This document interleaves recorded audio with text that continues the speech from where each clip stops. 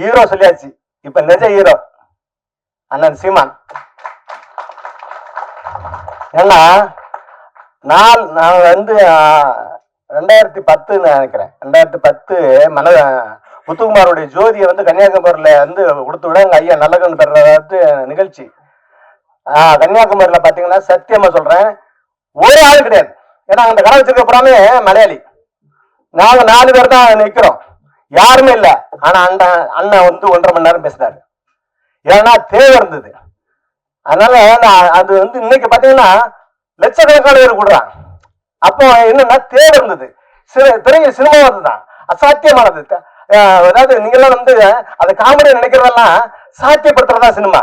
இப்ப ஒண்ணும் இல்ல, நம்ம யோகேஷ் கனகராஜ் படம் பாத்தீங்கன்னா அந்த பக்கம் 4 பேர் கத்தி எடுத்து குத்திருப்பான், இந்த பக்கம் கடப்பாறை எடுத்து குத்திருப்பான். ஆனா அந்த பக்கம் பார்த்து அதுக்கப்புறம் துப்பாக்கி எடுத்து சுட்டுருப்பான். ஆனாலும் அதுக்கே அப்புறம் தாண்டி போயிட்டு பீரங்கி எடுத்து சுடுவாப்புல. ஏன்னா அங்க வந்து தேவை இருக்கும். ஏன்னா இந்த ட்ரக்ஸ் மாத்தியா இருப்பாங்கல்ல, அவனை அடிக்கணும்னு. ஆனா அவருக்கு கற்பனைக்கு எட்டாவது விஷயம் தான். ஆனா அவனை கொல்லணும் எதிரியே அப்படின்னு இருக்கும் இல்லையா.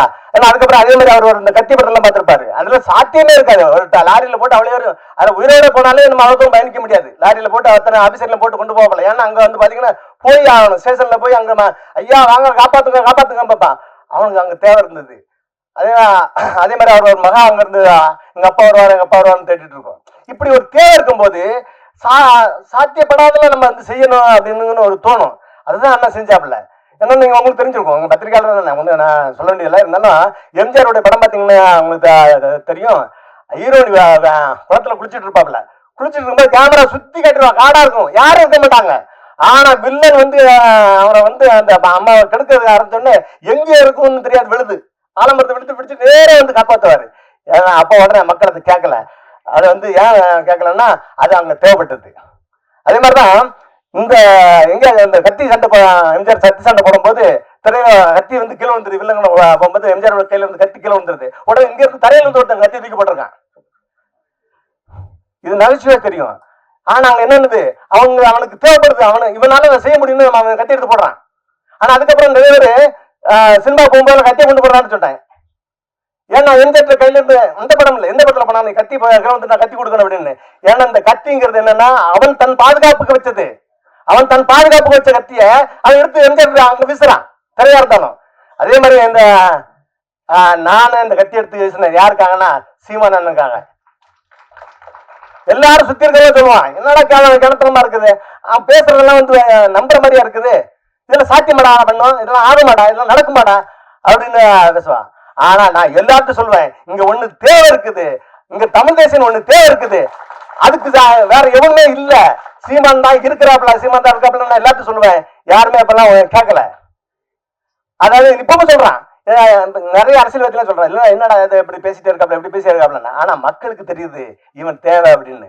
அதனாலதான் இன்னைக்கு கிட்டத்தட்ட 40 லட்சம் வாக்கு வாங்கினாப்ல அண்ணன். அதே மாதிரி இப்போ இன்னும் அண்ணன் இன்னொரு என் படத்துல அதான் பேசியிருக்கேன். என்ன படத்துலன்னா கடைசி அங்கதான் கொண்டு வரேன். இன்னொரு 40 லட்சம் வாக்கு இருக்குது. அது எங்கன்னா அந்த வாக்கு ஏன் வராம இருக்குன்னா மக்கள் அந்த 40 லட்சம் பேர் போடுறதுக்கு இருக்கான். அவனை வந்து யார் தடுத்துட்டு இருக்கான்னா அது நான் ஒரு சபை அப்படின்னு சபையில இருந்து ஐயா அவனை போட்டக்கூடாது, அவன் போட்டுறாதீங்க, பிஜேபி வந்துரும்பா. அதே மாதிரி ஜமாத்துல இருந்து போட்டீங்கன்னா பிஜேபி வந்துரும் சொல்லி அந்த 40 லட்சம் வாக்கை விழாம வச்சுட்டு இருக்காங்க, தடுத்துட்டு இருக்காங்க. ஆனா இந்த அண்ணன் ஒரு ஆள் தாங்க இந்த 2 விஷயம், இஸ்லாமிய என்ன சொந்தம், இஸ்லாமிய தன்னை என் தம்பி அப்படின்னு சொன்ன ஒரே ஆளா தான். மற்ற கட்சிகள் எல்லாம் பாத்தீங்கன்னா சிறுபான்மை பிரிவினை வச்சிருப்பான், இவன் தான் சொன்னா பெரும்பான்மை தமிழன் சொன்ன ஒரே ஆள் தான். அதே மாதிரி சாதிகள்ல பாத்தீங்கன்னா எல்லா கட்சியிலுமே தலித்து பிரிவு, அந்த பிரிவு, இந்த பிரிவுன்னு இருக்கும். அண்ணன் சத்தியமா நானே போய் கத்துக்கிட்டதும் இது பண்ண என்னன்னா அங்க எந்த சாதியா தான் சரி, அண்ணன் தம்பி மச்சான் சித்தப்ப பிரிவு தான், நான் தமிழர்ல மட்டும்தான், அது வேற எந்த கட்சியிலும் கிடையாது. இங்க என்ன இருக்குது, தேவைப்படுது இந்த மாதிரி விஷயங்களை வேற எவனும் செய்ய வேண்டியது, உலகத்துல யாருமே செய்யல. அப்ப அவன் தேவைப்படுறதுனால ஒருத்தன் வந்து வளர்ந்துகிட்டு இருக்கிறாங்கிறத விட்டுட்டு அவன் என்னன்னா அவன் சீமான் பேசுற அரசியல் எவனும் பேச மாட்டான். எவனும் பேசாம அவனை குறை சொல்றான்னு கத்தான சொல்லலாம், குறை சொல்றவன்லாம் வேற என்னதான் கிடைக்கும்னு பார்த்து ஒரு மற்ற விஷயங்கள்லாம் பேச அவரை வந்து வீழ்த்த நினைக்கிறது. ஆனா வீழ்த்த முடியாது. ஏன் தெரியுமா, அவன் பிடிச்சிட்டு இருக்க ஒரு சங்க பிடிச்சிட்டு இருக்க, ஆனா யார எதிரி அப்படி சங்க பிடிச்சிட்டு இருக்கான். அவங்க மாத்தி மாத்தி அவங்கள வந்து வீழ்த்த நினைக்கிறவங்க யாருன்னு பாத்தீங்கன்னா, அண்ணா அந்த நான் ஒரு கதையோட முடிச்சிடுறேன். ஏன்னா அந்த 40 லட்சம் வேற அந்த வாக்குகள் வராம இருக்கிறதுக்கு காரணம் என்னன்னு சொல்றேன்னா, எங்க ஊர்ல நான் சின்ன பிள்ளையா இருக்கும்போது 6 மணிக்கு மேல வெளியே ஊர்ல எல்லாம் சொல்லுவாங்க, 6 மணிக்கு மேல வெளியே வராதீங்க, 2 கண்ணை வந்துருவான், 2 கண்ணை வந்து பிடிச்சிட்டு போயிடுவான், 2 கண்ணை வந்து பிடிச்சிட்டு போயிடுவான்னு. சரி, அந்த 2 கண்ணை எங்க இருந்து வரான்னா 3 கண்ணில இருந்து வரான் அப்படின்பா. நாங்க பார்த்துட்டு சின்ன வயசுல பயந்துகிட்டே இருந்தோம்.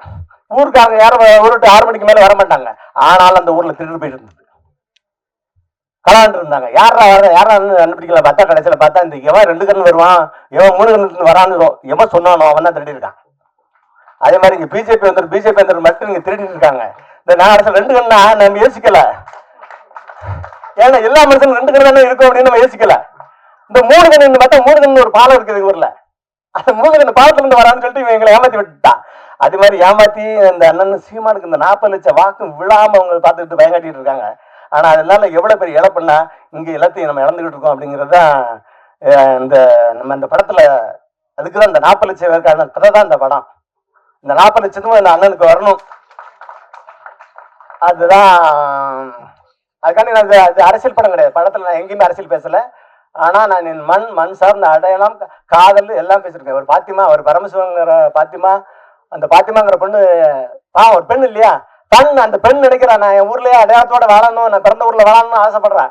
கடைசியில் அவனோட ஆசை நிறைவேறாம போயிருது. இதுக்கு காரணமா இருக்குது என்னன்னு பாத்தீங்கன்னா, நம்ம அந்த அடையாளங்களை இழந்து போன அந்த மதங்களும் அது மதத்தை வச்சு நடக்கிற அரசியல்களும் தான் இருக்குது.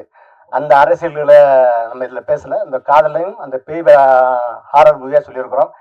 நான் நிறைய பேசல. அண்ணன் சினிமா பத்தி பேசணும், நான் அரசியல் பேசணும் நல்லா நினைக்கிறேன். அதனால இதோட என்ன முடித்துக் கொள்கிறேன்.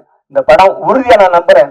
திரையில இப்ப நான் இவ்வளவு பேசுறதுனால எனக்கு திரை கிடைக்காம கூட பிரச்சனை கூட இருக்கலாம். அந்த பயம் எனக்கு இருக்குது.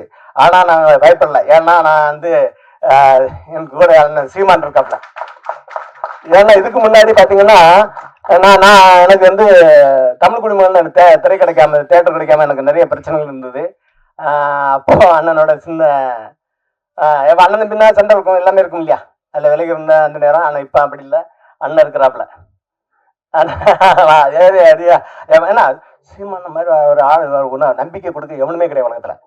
எதுனாலும் சரி இறங்கி ஆடுறாரு நம்பிக்கை. உங்களுக்கு தேவை என்னது? இப்ப ஒரு மருத்துவமனைக்கு பாருங்க, டாக்டர் மருந்து கொடுக்கறனால என்ன சொல்லுவான், இது சாப்பிடுறது சரியாயிருன்னு சொல்லுவோம்ல. அது சரியாகுதா சரியாகுது சரியாகணும் அந்த வார்த்தை சொன்ன உடனே அவனுக்கு பாதி நோய் போயிடும். அது மாதிரிதான் இறங்கி ஆடுறா எல்லாம் சரியாகும். ஏன்னா எனக்கு முதல்ல சொன்னது ஏதாவது பெருமையா நம்ம பேசினா, டேய் நம்மளை பத்தி நாமளே பெருமையா பேசலாம், எந்த நாயனை நம்ம சொல்லுவான் அப்படின்பாரு. அது மாதிரி நாம எல்லாத்துக்கும் பெருமை சொல்லலாம். நம்ம பெருமையை சொல்லாம அடுத்தவங்க எல்லாரும் பெருமையா சொல்லிட்டு இருப்போம். அது வந்து ரொம்ப தாழ்மனப்பான்மையிலான ஒரு விஷயம். அதனால மத்தவங்களை பெருமையா சொன்னோன்னு அப்ப நம்ம தலைமைக்கு தகுதி இல்லாத ஆளு அப்படின்னு மத்தவங்க பெருமை பேசினா அவன் தலைமைக்கு வந்துருவான். இது எல்லா இடத்துலயுமே, நம்ம வீட்லயும் சரி, எல்லா இடத்துலயுமே சரி. நீங்க நமக்கு எவ்வளவு ஸ்ட்ரென்த் இருக்குது, எவ்வளவு அறிவு இருக்குங்கிறது நம்ம வந்து நிரூபிச்சுட்டே இருக்கணும். இல்லைன்னா நம்ம காணாம போயிட கூட வாய்ப்பு இருக்குது. அதான் நடந்துட்டு இருக்கு உலகத்துல. உறுதியாக இந்த படம் வெல்லும். வெல்ற நிகழ்ச்சியில ஒரு சக்சஸ் மீட்ல நான் உங்களை எல்லாரும் பத்திரிகையாளர் உறுதியா சந்திப்பேங்கிற அசாத்திய நம்பிக்கை சீமான் மேல மாறி அவரை துணையை வச்சு சொல்றேன். ஏன்னா சாத்தியப்படாத நாம் சாத்தியப்பட்டவன் சீமான். அதனால நானும் சொல்றேன், உறுதியாக இந்த படம் வெல்லும். அது நீங்கள் எல்லாரும் என்னை சக்சஸ் மீட்ல சொல்லுவீர்கள். நன்றி, வணக்கம்.